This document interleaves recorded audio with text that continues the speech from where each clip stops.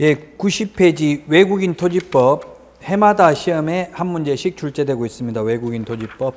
외국인이 법 제목을 보면 외국인이 대한민국 토지를 취득하는 경우에만 적용됩니다. 그럼 토지를 양도하는 경우에 적용 안 됩니다. 건물만 취득하는 경우에 적용되지 않습니다. 토지를 취득하는 경우에만 적용됩니다. 우리나라에는 토지와 건물이 별개의 부동산으로 되어 있습니다. 유럽의 많은 나라는 토지의 일부분으로 봅니다. 건물을. 그런데 우리는 등기부가 따로 있죠. 토지 등기부, 건물 등기부.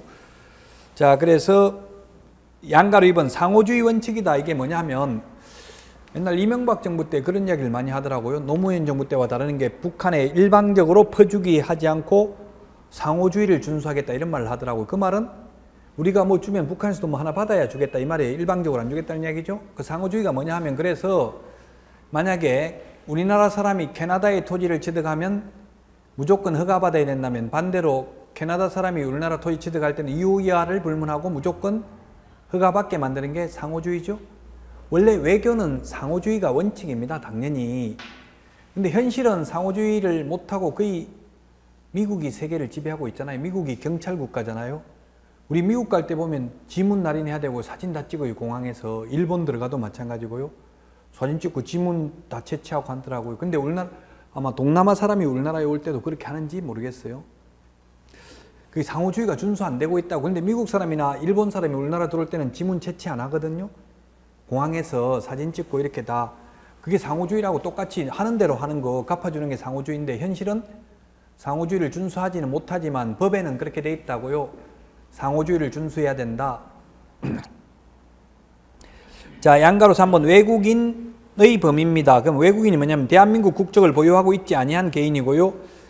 그 다음에 외국 반가로 2번 외국의 법령에 의해서 설립된 법인단체고요. 3번 대한민국 법령에 의해서 설립된 법인단체 중 사원 또는 구성원의 2분의 1, 2분의 1이라는 숫자가 많이 나옵니다. 2분의 1 이상이 외국인으로 구성되어 있으면 사원, 구성원의 2분의 1, 2번 임원의 2분의 1, 동그라미 3번 자본금의 2분의 1입니다. 모두 2분의 1입니다. 그래서 시험에 우리 2분의 1, 3분의 1, 5분의 1 이런 숫자가 있거든요. 그래서 일단은 2분의 1이라고 기억하십시오. 2분의 1 이상입니다. 2분의 1 이상이니까 10명 중에 5명이면 이상이죠.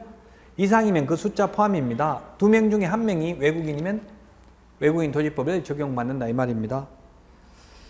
우리 교재 법조문에는 없는데 제1동포는 전부 외국인이 아닙니다. 즉 영주권만 취득한 사람은 외국인이 아니고요. 외국 시민권을 취득한 사람은 외국인 토지법상 외국인입니다.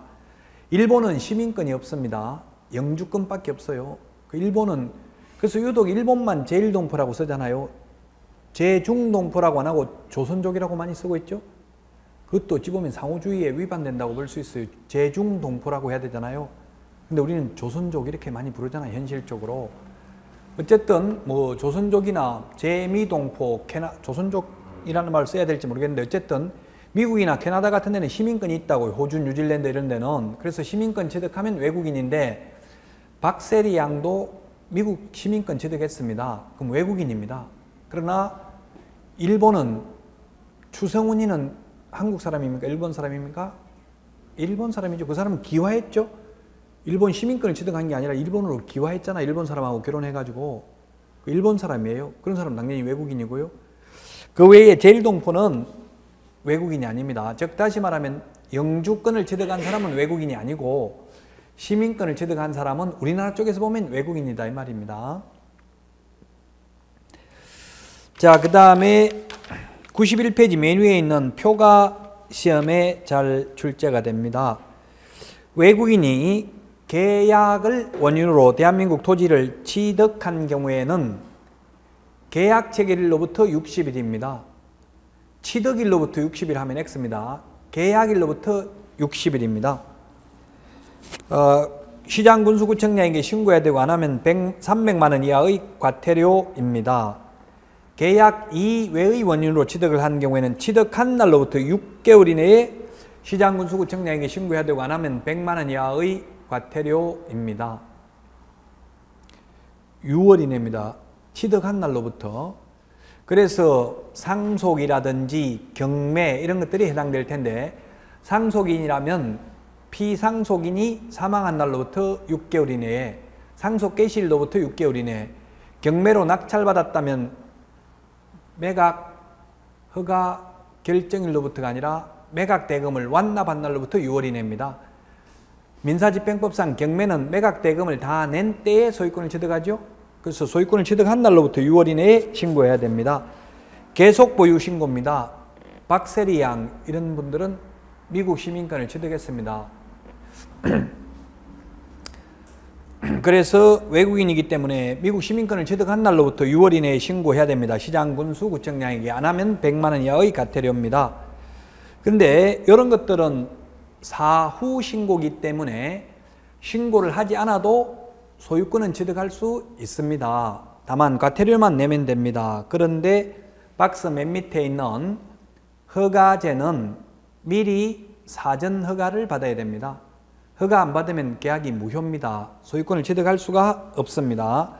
허가 신청하면 15일 이내에 허가 또는 불허가 처분을 해야 되고요. 허가 없이 취득하면 무효가 되겠습니다. 허가를 위반하면 2년 이하의 징역이나 박스 오른쪽 맨 밑에 2천만 원 이하의 벌금입니다. 국토의 계획 및 이용에 관한 법률에서 토지거래 허가 위반하면 2년 이하의 징역이나 당해 토지 취득 가격의 100분의 30, 즉 30% 이하 벌금입니다. 근데 여기는 2천만 원 이하의 벌금이 되겠습니다. 과거 기출문제 출제됐습니다. 신고를 위반하면 벌금 300만 원 이하의 과태료인데 300만 원 이하의 벌금 받을 수 있다. 이렇게 X로 출제됐습니다. 대한민국 모든 법률을 망라하고 신고 위반해가지고 벌금 받는 경우는 없습니다. 왜냐하면 신고라는 것은 행정법상 민원인이 적법 요건을 갖춰서 신고하면 그 수리를 거부할 수 없는 게 신고거든요. 그래서 우리 헌법에 보면 집회 결사의 자유가 있기 때문에 집회 신고하잖아요. 데모하는 거 이런 거 신고하죠. 허가받는 게 아니고 원칙이 신고입니다. 근데 신고하는데 법이 모순이에요. 신고하면 무조건 수리해야 되는데 지금 경찰청에서는 허가를 거부했다 이렇게 나오잖아요. 그게 말이 안 돼요. 신고했는데 허가를 거부, 허가 신청을 해야 허가 거부하는 거죠. 논리적으로 보면 말이 안 돼요. 어쨌든 뭐 집시법에는 그 신고를 수리를 거부할 수 있는 요건이 있나 봐요. 어쨌든 그 뉴스가 잘못됐다는 이야기에 신고 수리를 거부한 거지 허가를 거부한 건 아니죠. 예, 신고입니다. 신고. 그래서 신고 위반해가지고 대한민국 모든 법률로 징역 벌금은 없다고 신고를 안 해가지고는 그 출제됐다고요. 외국인 토지법상 토지 취득 신고 안 하면 벌금 100만 원 받을 수도 있다. X죠? 벌금 받는 경우는 없다고 신고 위반해가지고는.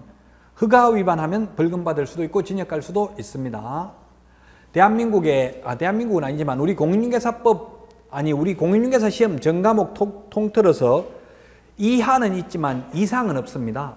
예를 들면 우리 형법에서 살인죄는 사형 무기징역 또는 5년 이상 유기징역에 처한다 이렇게 돼 있어요. 형법 256조에 보면. 근데 우리 공인중개사 시험 과목은 통틀어서 이상이라는 건 없고 모두 이하만 있어요. 왜 이런 말씀을 드리냐면 기출문제 출제됐다고요. 3년 이상 벌금 징역에 처한다. X라고요. 맨날 3년, 2년 이것만 기억하다가 이상, 이하 신경 안 썼다가 틀린다고요. 이상은 없어요. 모두 이하밖에 없다고요. 그리고 공인중개사 시험 과목 통틀어서 징역 또는 벌금만 있고 징역 플러스 벌금 하는 것은 없습니다. 같이 병과하는 경우는 없다고요. 다른 법률에는 있어요. 변호사법 위반이나 또는 저작권법 위반하면 나무 책 다 베끼면 5천만 원 이하의 벌금, 징역 5년 이하의 징역이나 5천만 원 이하의 벌금을 병과할 수 있다고 돼 있어요. 두 가지를 다 부과할 수도 있어요. 그렇지만 우리 공인중개사 시험 과목은 모두 공법이든 등기법이든 할 것 없이 모두 징역 또는 벌금이지 징역 플러스 벌금은 없습니다. 징역 벌금은 2차 과목에만 있죠. 1차 과목 민법에는 징역 벌금 없죠. 민법은 왜 사법이기 때문에 개인과 개인 간의 관계잖아요. 그는 징역 벌금 없어요. 공법만 징역 벌금이 있다고요. 이 중개사법도 공인중개사법도 공법적 요소가 99%입니다. 물론 혼합법입니다. 사법적 요소도 조금 있기는 합니다. 중개계약 같은 건. 그래서 이 공법적 요소가 있는 법에서만 진역 벌금이 있습니다. 자, 사전 허가를 요하는 것. 1번 군사시설보호구역, 해군기지구역, 항공기지보호구역이라고 했는데 이 세 개를 다 묶어가지고 지금은 군사기지 및 군사시설보호구역으로 바뀌었습니다.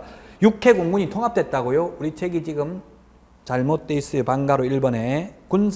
물론 시험에 뭐 이거 자세하게 안 나올 가능성이 많은데 군사시설보호구역, 해군기지구역, 항공기지보호구역 이 세 개를 다 합해서 지금은 군사기지 및 군사시설보호구역이라고 한다고요. 육해 공군이 통합됐다.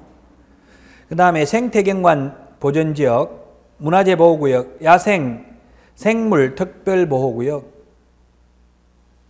예, 그래서 이 암기할 때 뭐 어차피 지금부터 이제 암기를 하면 나중에 시험 볼 때까지 하겠죠.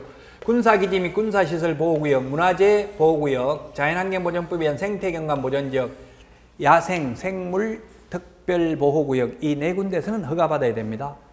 시험에 출제됐습니다. 다음 중 허가받아야 되는 구역이 아닌 것은 해가지고 여기에 뭐 예를 들면 전통근조물 보존지역 이런 경우는 허가 받아낼 말이 없죠. 예를 들면 다른 거 보기를 하나 넣으면 된다고요.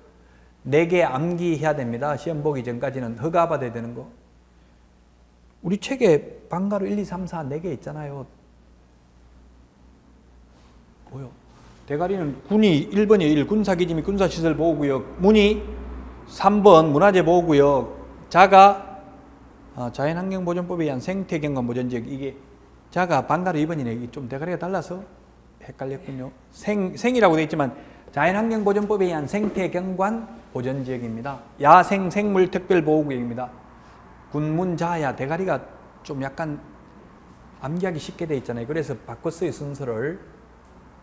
지금 억지로 암기하려고 생각하지 마시고요. 수업만 시험 볼 때까지 빠지지 않고 들으면 아무리 어렵게 출제되어도 70점 받습니다. 내년에는 어렵게 나올 개연성이 높아요. 왜냐하면 2년 연속 쉽게 나왔거든요. 올해 작년에.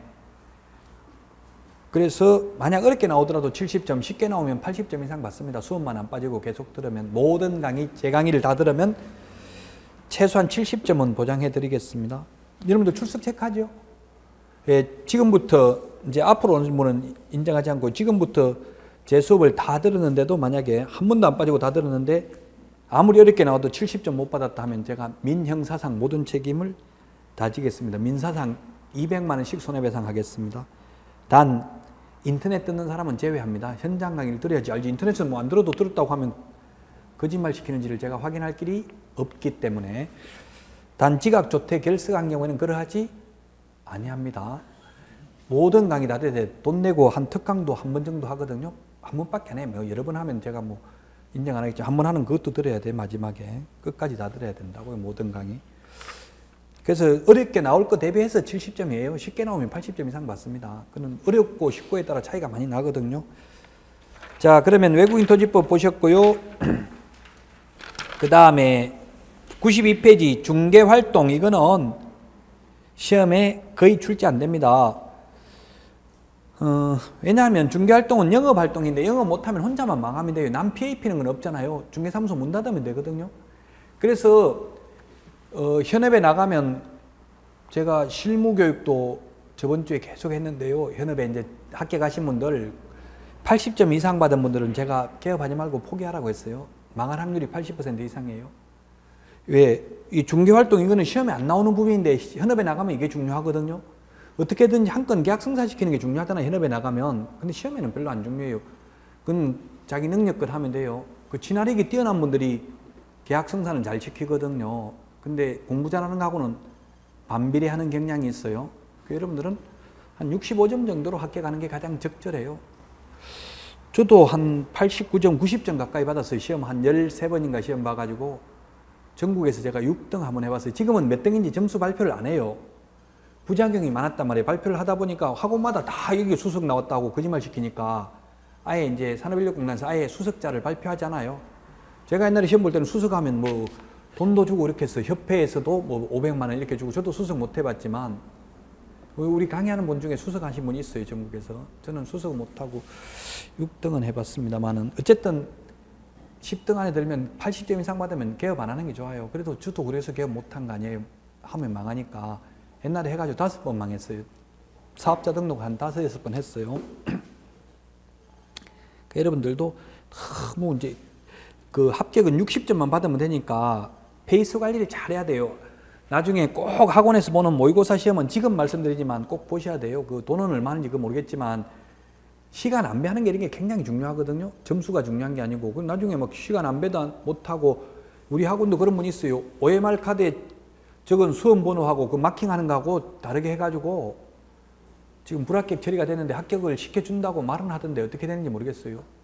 아, 그걸 잘못 찍었다더라. 뭐 A형, B형 두 개가 있는데 A형이라고 체크는 해놓고 A라고 적어놓고 뒤에 마킹은 또 B형으로 예를 들어서 했는가 이렇게 했나 봐요. 뭐 잘못했나 봐요. 그거는 감독관도 약간 책임이 있나 봐요. 그래서 산업인력공단에서 합격시키 준다고는 했다 하더라고요. 불안하죠. 근데 아직까지 합격이 안 돼 있으니까 조심해야 된다고요. 정확하게 응시를 해보셔야 돼요. 모의고사를 자꾸.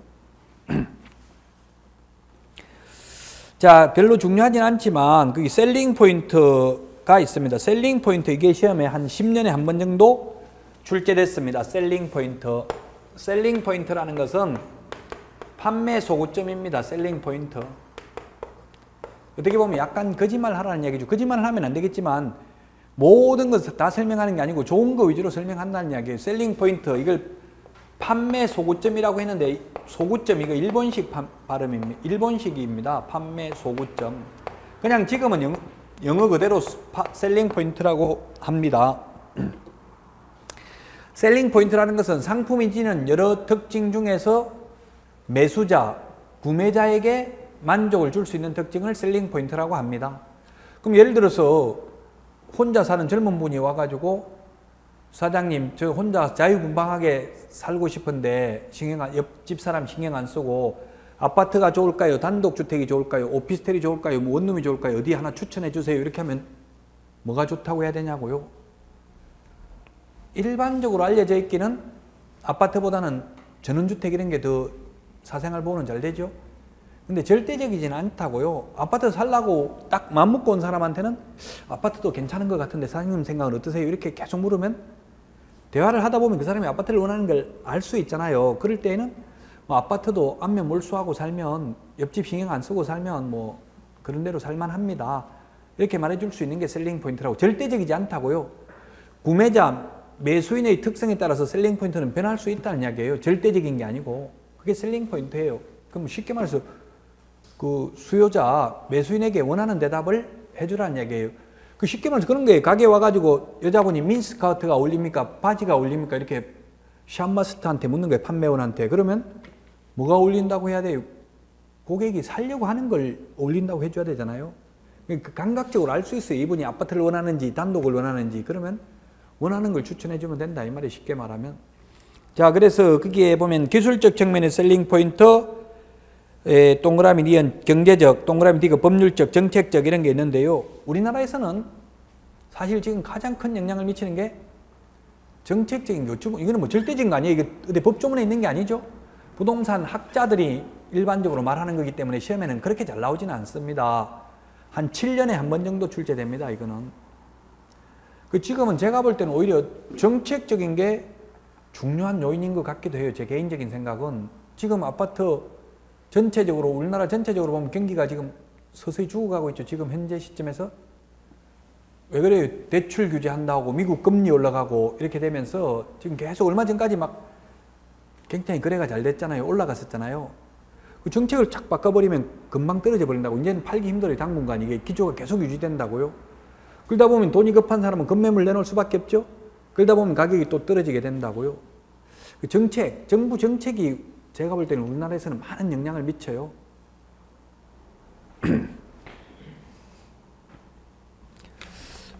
그 정책적인 게 있고요. 부동산 정책 미엄에. 그 다음에 기억해 보니까 기술적 측면, 부동산의 기능을 중시한 겁니다. 쉽게 말하면 새로 지은 아파트와 10년 된 아파트, 똑같은 평수, 똑같은 위치, 다 모든 조건이 똑같음에도 불구하고 신규로 분양하는 아파트가 더 비싸죠? 그럼 기술적으로 더 새로운 자재를 썼고 이렇게 했기 때문에 기술적 측면, 이거는 새 아파트라서 더 비싸다 이렇게 말하는 게 기술적 측면이 셀링 포인트입니다. 그 다음에 경제적 측면은 예를 들면 2억짜리도 있고요. 같은 단지 내 아파트, 같은 동 안에서도 2억짜리가 있고 2억 2천만 원짜리 전세가 있을 수 있다고요. 그러면 2억짜리 중개할 때는 싸다는 걸 강조하고요. 2억 2천만 원짜리 비싼 걸 중개할 때는 뭘 강조해야 돼요? 어제 2억짜리 있었는데 2천만 원 더 비쌉니다. 이런 말 하면은 그게 진실이라 하더라도 계약해야 안 해요? 잘 안 하겠죠? 좋은 것만 말해주라는 이야기. 그건 거짓말 하라는 게 아니라, 그건 비싸다는 걸 말하는 게 아니라 뭘 말해야 되겠어요? 어제는 2억짜리 있던데 이게 왜 이렇게 2천만 원이나 비싸요? 이렇게 말하면, 예, 어제 그거는 은행 융자가 많이 돼 있어가지고 경매 넘어가면 보증금을 떼일 우려도 있는데 이거는 등기부가 깨끗하기 때문에 보증금은 거의 확실하게 받아 나올 가능성이 훨씬 높습니다. 이렇게 말하라는 이야기. 이게 법률적 측면이에요. 근데 확률이 높다 이렇게 말해야지, 이거는 확실하게 안 떼이고 받아옵니다, 나옵니다, 이런 말 함부로 하면 안 되겠죠?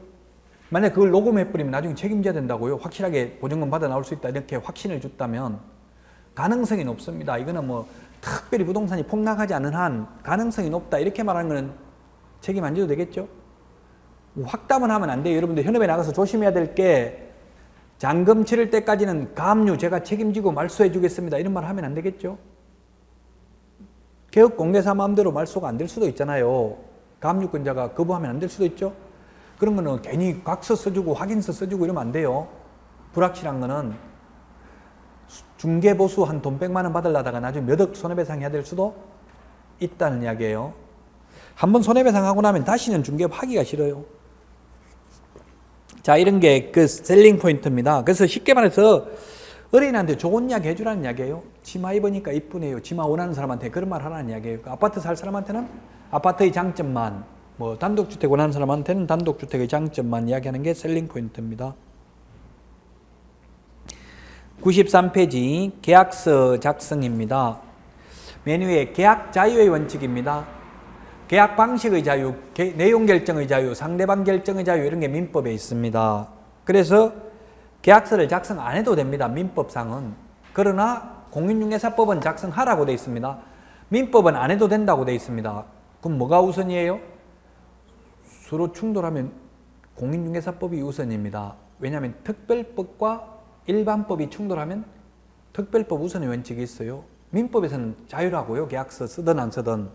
근데 공인중개사법에서는 계약서를 작성하라고 되어 있는데 안 하면 업무정지 사유입니다. 물론 계약서 작성을 안 해도 계약 성립은 되겠죠?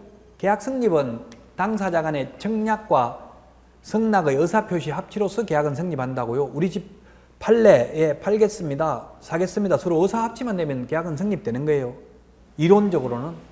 근데는 현실적으로는 계약금을 받는 게 중요하죠. 말로만 해놓고 뭐 녹음도 안 해놓은 상태에서 딴소리 하면은 입증하기도 힘들고요. 또 돈 안 받으면 그 소송하는 것도 쉽지 않습니다. 그래서 현실적으로는 계약금 받는 게 중요합니다. 2번 계약서라고 되어 있는데, 계약서 작성해서 쌍방교부하고 5년 동안 보관이라고 되어 있는데, 우리 교과서에는 법조문에는 모두 보존이라는 표현을 쓰고 있습니다. 시험에 보관, 보존 이런 거 가지고 문제 틀리게 내지는 않겠죠. 그러나 이제 법을 공부하는 사람은 모든 게 항상 틀릴 수 있다는 전제하에서 법조문을 자꾸 확인하십시오. 그 스마트폰으로 법제처 그 플레이스토어에 들어가서 어플 다운받으면 돼요. 법제처 치면은 법제처 대한민국 법령정보라고 있어요. 그 어플 다운받아가지고 수시로, 다운 안 받아도 물론 인터넷에 가서 확인할 수 있지만 다음이나 네이버에 가서 그냥 플레이스토어에 들어가면 어플 다운받을 수 있어요. 그거 받아가지고 민법이든 공법이든 여러분들 배우는 과목을 자꾸 법조문을 찾아봐요. 저는 시험 볼 때 공법 같은 거 수업도 안 듣고 하나도 모르겠더라고요. 대학에서 그런 거 우리 부동산 우리 시험에 나오는 공법 안 가르쳐 주거든요. 거의. 그러면 직접 저는 법조문 다 찾아봤어요. 예를 들어서 국토의 계획 및 이용에 관한 법률 하면 그게 한 130개 조문 정도 대략 될 거예요. 좀 더 넘을 수 있는데, 그 뭐 토지거래 허가 이렇게 나오면 토지거래 허가에 대해서 몇 조에 있는지 모르고 그냥 일일이 1조부터 끝까지 다 찾아봤어요. 시간은 엄청나게 오래 걸리겠죠. 문제 하나 푸는데. 40문제 가지고, 예를 들어서 공법 40문제를 하루 종일 공부 하나도 안 한 상태에서 일일이 법조문 다 찾아보면서 푸니까 하루 종일 걸리더라고요. 10시간 걸려요. 40문제 푸는데. 그렇게 해서 10회분을 풀어보고 나니까 공법 100점 나오더라고. 하나하나 일일이 찾아면서 하니까 시간 엄청나게 걸렸잖아요.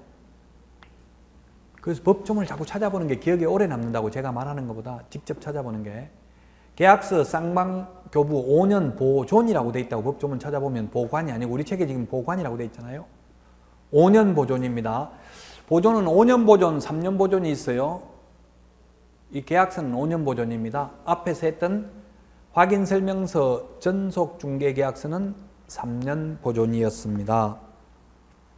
자, 그러면 93페이지 제2절 당사자 확인입니다. 2번 자연인인 경우 능력조사인데 권리능력이 있는지 의사능력이 있는지. 의사능력, 권리능력은 권리능력이라는 것은 사람이 자연인은 출생하면 권리능력이 있죠. 이런 거는 민법에 있는데 이런 건 확인할 필요 없고 사실은 94페이지 이제 행위능력부터 하면 됩니다. 행위능력. 미성년자인지는 뭘 통해서 확인한다? 주민등록 등본이나 가족관계 등록부가 아니라 주민등록증을 봐야 됩니다. 주민등록증에 보면 왜 그래요? 만약에 주민등록 등본을 봐도 미성년자 나와 있죠? 미성년자가 나와 있는 게 아니라 주민등록번호는 나와 있죠? 근데 형님 주민등록번호를 가지고 이게 접니다 하면 확인할 길이 없잖아요. 그 주민등록증을 봐야만 주민등록증에 붙어있는 사진하고 실제 얼굴하고 대조해보고 미성년자인지를 확인하면 되고요. 만 19세 미만 18세까지 미성년자입니다. 그럼 주민등록증이 없다고 하면 그 자체가 미성년자죠? 아마 고등학교 한 2학년 정도 되니까 만 17세인가 이 정도 되니까 주민등록증이 발급되는 것 같더라고요. 그래서 주민등록증을 통해서 미성년자 확인하면 되고요. 피한정 후견인, 피성년 후견인지 여부는 피성년 후견인, 우리 책에는 이렇게 되어 있는데 정확한 거는 사실은 이 피성년 후견인 하면 등기를 하게 되어 있어요. 그래서 피성년 후견인, 피한정 후견인 부존재 증명서를 가정법원에 가서 발급받으면 돼요. 부존재 증명서를 발급받는데 만약에 존재하면 존재 증명서가 되겠죠? 존재 안 하면 대부분 우리나라 국민의 99.99%는 여기에 해당되지 않을 거 아니에요. 피성년 후견인, 피한정 후견인. 그러면 부존재 확인서 발급받으면 됩니다. 가정법원에서. 가장 정확한 것은. 자, 동그라미 3번 무능력자와 거래계약 체결 여부입니다. 주민등록증이나 가족관계 등록부로 조사 확인하고 무능력자인 경우에는 무능력자와 직접 계약을 체결하지 말고 2차적으로 가족관계 등록부를 확인하여 법정대리인을 조사 확인하여 법정대리인의 동의가 있는지 여부를 확인하고 법정대리인과 계약 체결을 중개해야 된다. 예, 그렇습니다. 미성년자하고 피한정 후견인은 법정대리인의 동의가 있으면 미성년자나 피한정 후견인하고 계약해도 됩니다. 그러나 피성년 후견인은 반드시 그 법정대리인하고 계약을 체결해야 됩니다. 피성년 후견인 이게 최근에 민법이 개정돼 가지고 신설된 내용이고요. 옛날에는 한정치산자, 금치산자 이렇게 불렀어요. 지금도 우리 공인중개사법에는 아직도 한정치산자, 금치산자라고 돼 있어요. 금치산자를 옛날에는 한자로 금치산자, 금지한다, 재산을 다스리는 것을 금지하는 자를 금치산자라고 불렀어요. 그걸 지금 민법에서는 이것을 피성년 후견인이라고 부릅니다. 피성년 후견인.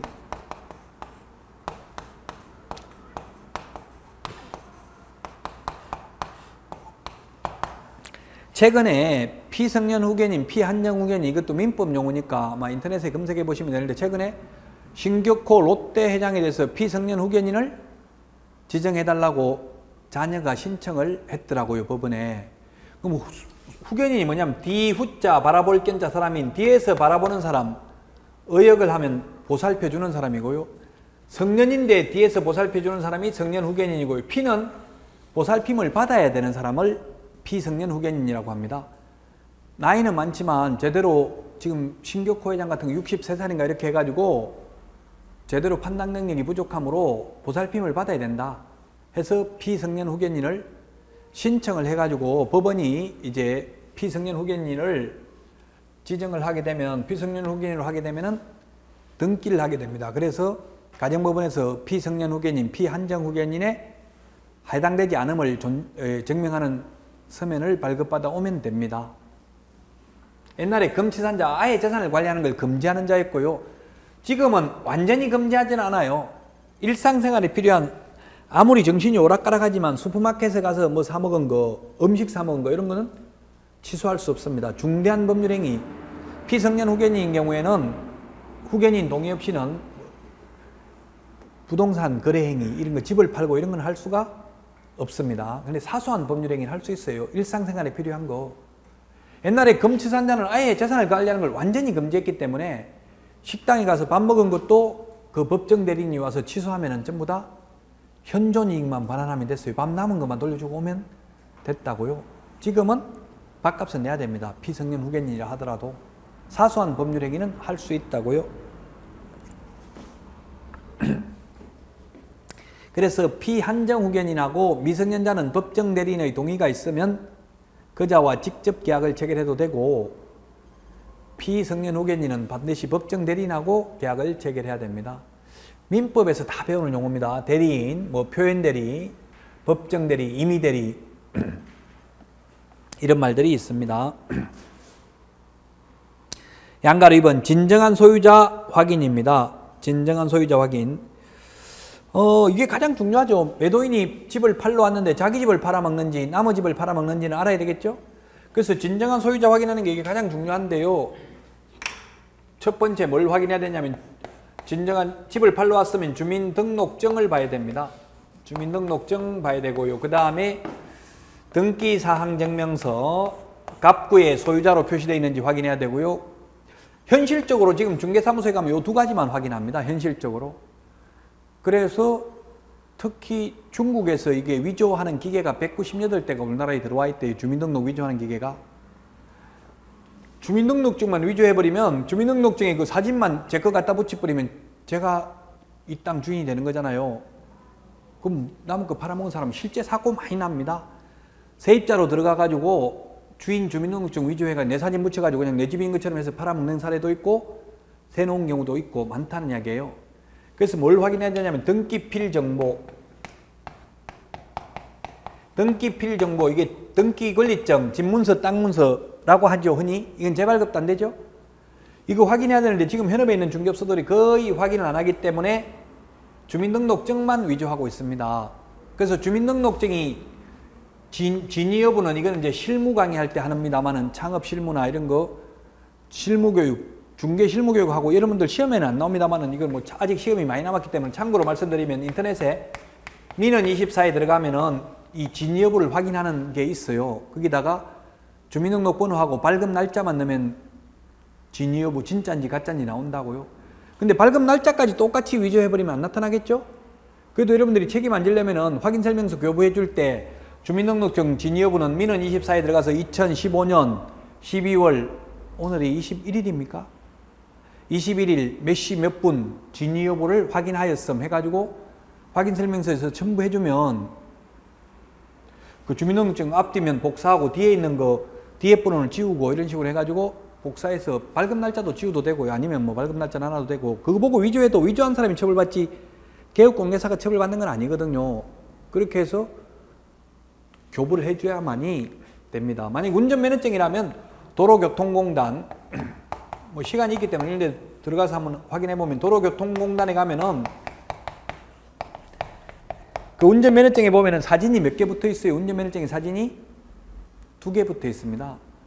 조그마한 사진이 하나 더 있어요. 오른쪽 밑에 보면 그 조그마한 사진 밑에 보면은 아라비아 숫자와 영어 또는 영어 대문자 6개가 있어요. 그 일련 번호를 치면은 이게 도로교통공단에 가면은 면허증도 진위 여부를 분실된 건지 남은 건지 나온단 말이에요. 근데 요거까지 그 사진 밑에 있는 거 6자리 숫자까지 똑같이 위조를 해버린다면 밝혀낼 수는 없겠죠? 그렇다 하더라도 그러면 만약에 이게 위조했다면 위조범이 처벌받지 개업공개사는 뭐 수사관이 아니기 때문에 너 훔친 거 맞냐 이렇게 탐문 그렇게 조사하기는 힘들잖아요. 요 정도만 조사해도 거의 개업공개사는 책임을 안 질 가능성이 많아요. 평소 모르는 사람이면 꼭 확인해야 됩니다. 남의 거 팔아먹는지 사고 많이 나고 있습니다. 그 다음에 양가로 3번 처분권한이 있는지 임의대리권이 있는지 여부 이런 거 사고 많이 나죠. 예를 들면 남편이 소유자인데 남편 직장 가고 없다고 그냥 부인한테 돈을 줬어요. 계약금, 중도금, 잔금. 근데 나중에 이혼하고 헤어졌어요. 그래서 돈 내달라고 하니까 남편이 나한테 돈 준 적 있냐 이렇게 나온 거예요. 그래서 개국분계사가 손해배상한 사례가 있습니다. 그럼 만약에 남편이 소유자고 부인이 와서 돈 달라고 하면 어떻게 해야 되겠어요? 남편 통장으로 입금시킬 테니까 찾아 쓰세요 이렇게 하면 되잖아요. 통장 가지고 갔다 오면 카카오톡으로 통장 계좌번호 찍어가지고 보내달라고 하면 되잖아요. 계좌번호만 불러달라고 하면 안 돼요. 이거는 시험에는 안 나오지만, 왜냐하면 통장 맨 앞에 보면은 계좌번호, 연결계좌, 발행일자, 발행회차 이런 게 다 나와 있어요. 즉 주거래은행 통장해야 돼요. 이때까지 위조범들, 통장 위조범들이 만든 통장을 보면 새 통장이라고요. 오늘, 어제 만든, 최근에 만든 통장, 그래도 하나도 없는 거 이런 건 위험하다고요. 만든 지 일주일도 안 된 통장이라면, 깨끗한 통장이라면 의심해 봐야 돼요. 번호만 불러달라 하지 말고 맨 첫 페이지 그 주거래은행 통장을 카카오톡이나 문자 메시지로 보내도 되잖아요. 사진 찍어가지고 요즘 휴대폰 다 있으니까 그렇게 확인하시라고 현업에 나가시면. 자, 그 다음에 법인인 경우입니다. 95페이지. 이거는 시험에도 잘 나오고 현업에서도 사고 많이 납니다. 법인이 많이 나는 게 아니고요. 좀 전에 말했던 거, 그 주민등록증 진위 여부 확인하는 거 이런 건. 95페이지 법인인 경우, 법인은 뭐 그렇게 현실적으로 거래가 많지는 않죠. 법인격이 있는 법인의 대표자인지는 법인 등기사항 증명서를 통해서 확인하면 되고요. 4번에 공동소유 경우 조사 확인입니다. 공동소유. 민법에서는 아마 공동소유 이것만 가지고도 1시간을 할 텐데, 민법에서 소유 형태는 단독 소유가 있고 공동 소유가 있고요. 공동 소유는 인적 결합 형태에 따라서 공유가 있고 합유가 있고 총유가 있습니다. 법인인 경우, 법인이라고 하면 법적으로 사람을 법인이라고 합니다. 법적으로 사람. 자연인에 대비되는 게 법인입니다. 법인. 법적으로 사람. 주식회사가 법인이죠. 법인이 소유하는 것은 법인 단독 소유입니다.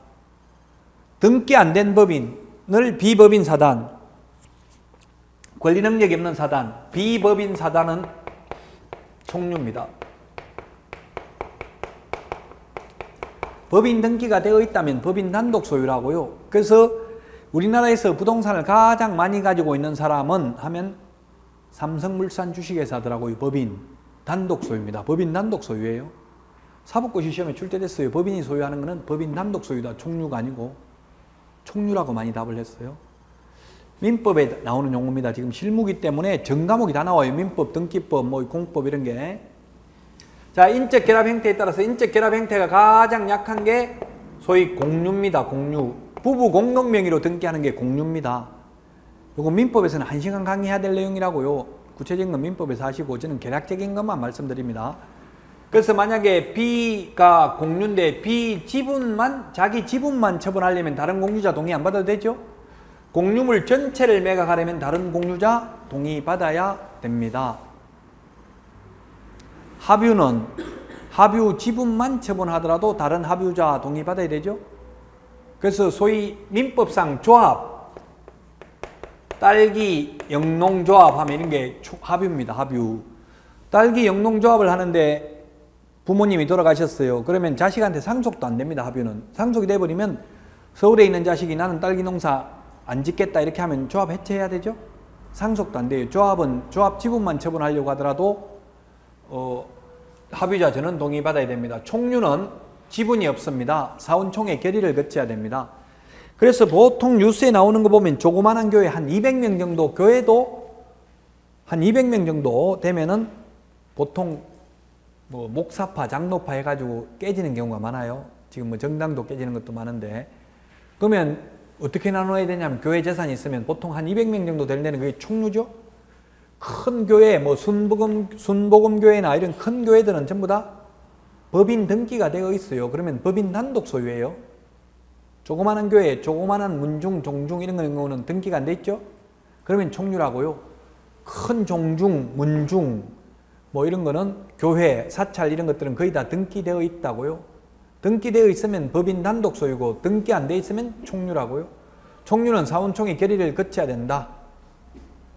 조합, 총유, 종중규약이 있으면 규약에 따르면 된다.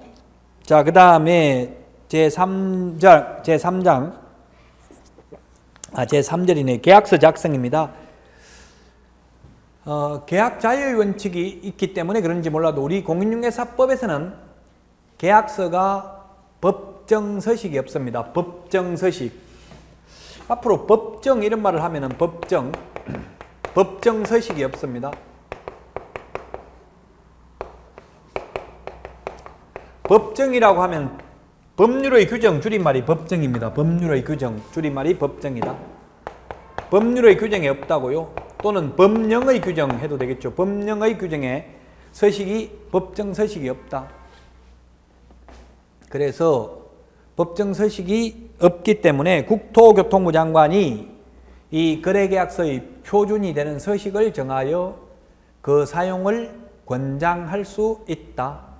그런데 현재 권장하는 계약서도 없다. 계약서 마음대로 써도 상관없다고요. 그러나 반드시 필요적 기재사항은 기재되어야 합니다. 법정 서식은 없는 대신에. 자, 96페이지부터 시험에 많이 출제됩니다. 이제 개별 중개실무인데 주택임대차보호법인데 이 주택임대차보호법은 반드시 한 문제 출제되고요. 민법에서도 반드시 한 문제 출제됩니다. 민사특별법으로. 이 주택임대차보호법 아직은 시간이 좀 많기 때문에 그 어원을 말씀드리면 이게 전두환 어찌 보면 뭐 구테타 정부로 지금 역사적으로 인정이 되는데 전두환 정권에 의해서 탄생했습니다. 1981년도 군사정권 하에서. 그래서 아마 군사정권이 민주적 정통성이었기 때문에 서민들을 보호하기 위해서 구테타 정부다 보니까 이런 좋은 법들도 많이 만들었고요. 3S 정책이라고 해서 스포츠, 뭐 스크린, 섹스 이런 프로야구도 도입되고 했어요. 82년도 그때는 그런 제도도 많이 도입됐고 일종의 보면 우민화 정책이라고 했는데 그런 것도 도입되면서 아울러 이런 좋은 법도 많이 도입됐어요. 그래서 지금 일부 학자들 중에는 제가 그런 건 물론 아니고요.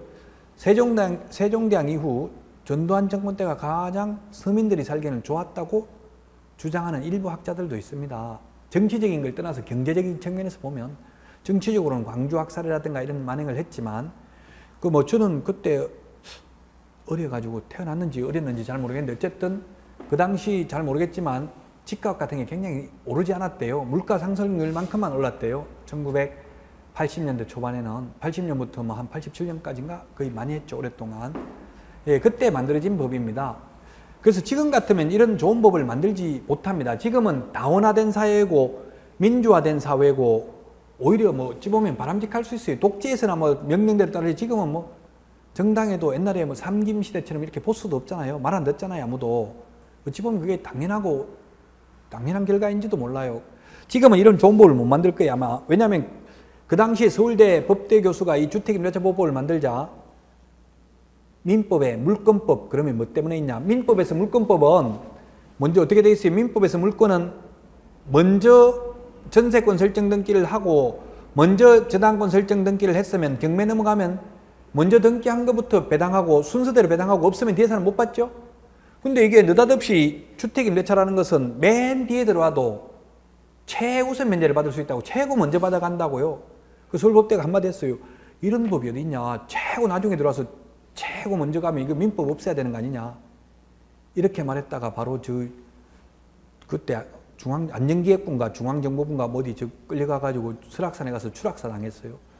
등산복 입혀가지고 등산한 것처럼 해가지고 그냥 용화장성 가서 추락사 시켜버렸다. 그래서 뉴스에는 등산하다 죽었다. 그건 실족사 자기가 죽은 걸로 돼 있는데 나중에 의문사 진상조사위원회에서는 그것을 뭐 어디 국가기관에서 죽였다 이렇게 나왔어요. 결론이.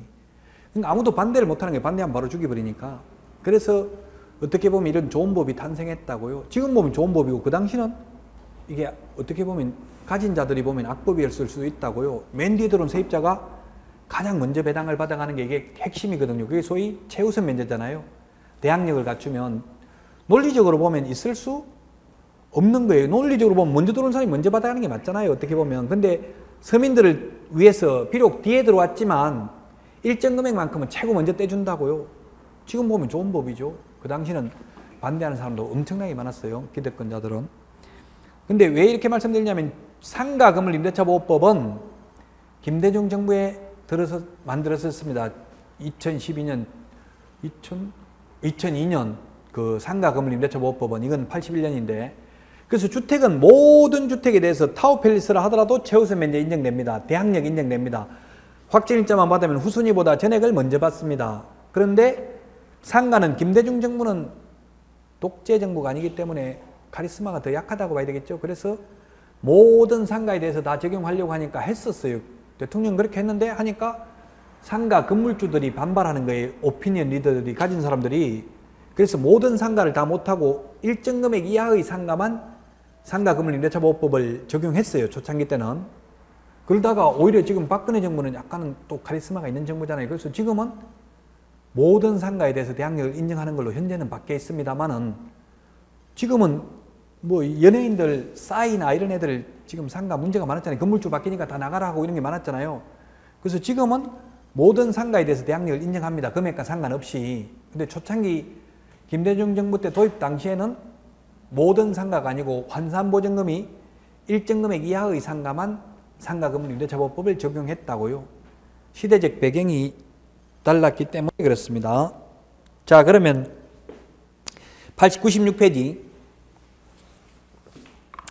거기에 동그라미 1번 법인인 경우라고 되어 있는데 법인은 원칙적으로 보호받을 수 없습니다. 법인은 삼성물산 주식회사 이런 거 법인, 만약에 법인의 대기업의 임원들 또는 직원들 기숙사로 사용하기 위해서 임대차 계약을 체결했다면 비록 자연인 명의로 임대차 계약을 체결했다 하더라도 만약에 예를 들어서 무슨 은행 지점장 명의로 임대차 계약을 체결했다 하더라도 개인 명의로 체결했다 하더라도 돈을 법인에서 즉 은행에서 지급했다면 주택임대차보호법 적용이 안 된다고요. 원칙이 아니라 안 됩니다. 근데 예외적으로 법인이라 하더라도 대한주택공사, 지방공사, 중소기업 돼 있는데 대한주택공사가 아니고 지금은 토지주택공사죠. LH라고 하잖아요. LH. LA 토지, 랜드고 H가 하우스, 토지주택공사죠. 정확한 지금 명칭은 대안은 없습니다. 그냥 토지주택공사예요. LH라고 하잖아요. LH. 랜드 하우스잖아요. LH. 뭐 시험에 그건 안 나옵니다. 대한주택공사인지 토지주택공사인지 그건 가지고 문제는 안 내니까 너무 심려치 마십시오. 어쨌든 저는 뭐 강의를 하는 입장에서 정확하게 전달하려고 노력을 할 뿐입니다. 시험에는 크게 영향은 받지 않습니다. 그래서 토지주택공사 이런 경우는 적용이 되는 이유가 지금은 현업에서 이제 있으면 알기가 쉬운데 LAC 전세 임대주택이라는 게 있어요. 지금 어떤 게 있냐면 서울 같은데 예를 들면 지역별로 달라요. 한 7천만 원에서 9천만 원 이렇게 LH가 돈을 대줘요. 그래가지고 좀 가난한 분들, 좀 영세하신 분, 돈 없으신 분들은 저도 거기에 해당되는데 내가 집을 구해가지고 LH한테 이야기하면 LH가 임차인이 되는 거예요. 임대인은 집주인이고. 그러면 다시 LH가 저와 전대차 계약을 체결하는 거예요. 그러면 저는 LH에 이자만 내면 돼. 7천만 원 LH에서 주고 얻었으면 저는 만약에 1억 5천짜리를 얻었으면 LH에서 7천만 원 대주고 나머지 돈은 제가 내고요. LH에는 이자 7천만 원에 대한 이자만 2%인가 내요. 그러면 한 몇만 원만 내면 돼요. 이자를. 그러면 그 LH가 임차인으로서 보호받아야 전차인인 세입 들어가 사는 사람도 보호받을 수 있겠죠. 그래서 LH나 그 다음에 지방공사면 이게 SH공사예요. 서울 같으면 SH공사, 서울지방 SH공사 있죠. 서울도시개발공사인가 이름이 그런 거 있어요. 그 다음에 중소기업도 가능합니다. 아까 대기업은 안 된다고 했잖아요. 대기업은 보호 못 받습니다. 그럼 현업에 나가면 어떻게 해야 되겠어요? 대기업 직원 숙소로 쓰려고 임차인 하겠다 하면은 어떻게 해야 되냐면은 주택, 시험에는 안 나옵니다. 그냥 상식적으로 아직 시험이 좀 남았기 때문에 상식적인 걸 말씀드리면 주택임대차 신용보증보험이라는 게 있어요. 서울보증보험에 가면 그걸 가입하라고 권유해야 되겠죠. 법인은 법인장부에 기록만 되면 돈을 아무리 많이 써도 적법하게 떼먹지만 않았다면 처벌 안 받죠. 저도 옛날에 회사 다녔는데 회사 다닐 때 주택임대차 신용보증보험 가입했어요. 저도 저기 지방으로 발령 나가지고 혼자 가서 한 1년 살았는데 방 얻어주더라고요. 그 대신에 신용보증보험 가입해서 서울보증보험 가입했다고 나중에 보증금 못 돌려받을까 봐. 자, 그 다음에 2번 목적물. 그럼 어떤 게 보호를 받냐면은 무허가, 미등기 다 보호받습니다. 주택이면 됩니다. 실제 현재 주택으로 사용하고 있으면 다 보호받습니다. 뭐 지목이 공장으로 돼 있어도 실제 주택으로 사용하고 있으면 보호받는 거죠. 그럼 오피스텔 같은 경우도 주택으로 사용하고 있으면 보호받습니다. 주택임대차보호법에서는 공부가 아니라 실제 사용용도입니다. 실제 사용용도. 그 다음에 우리 그 세법에서도 그러면 세법에서 오피스텔이 주택이냐 주택이 아니냐 이것도 전부 실제 사용용도죠.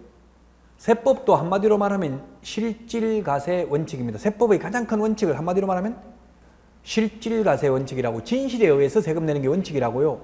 오피스텔이라도 주택으로 사용하고 있으면 주택이라는 이야기죠.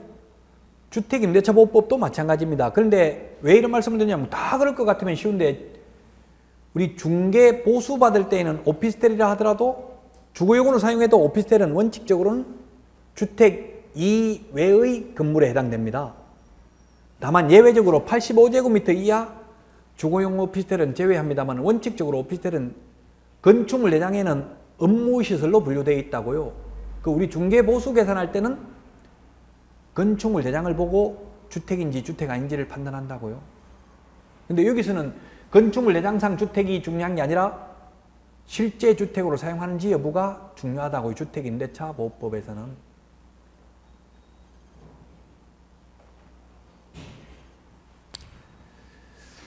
자, 96페이지 맨 밑에 대항력부터는 쉬었다가 하겠습니다.